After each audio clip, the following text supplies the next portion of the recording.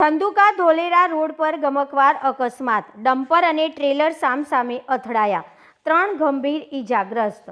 અમદાવાદ જિલ્લાના ધંધુકા ધોલેરા રોડ પર ભડિયાદ ગામ નજીક આજે સવારના સમયે ગમકવાર અકસ્માત સર્જાયો હતો।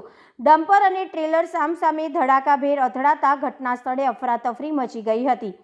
અકસ્માતમાં કુલ 3 જેટલા લોકો ગંભીર રીતે ઈજાગ્રસ્ત થયા હોવાનું જાણવા મળ્યું છે।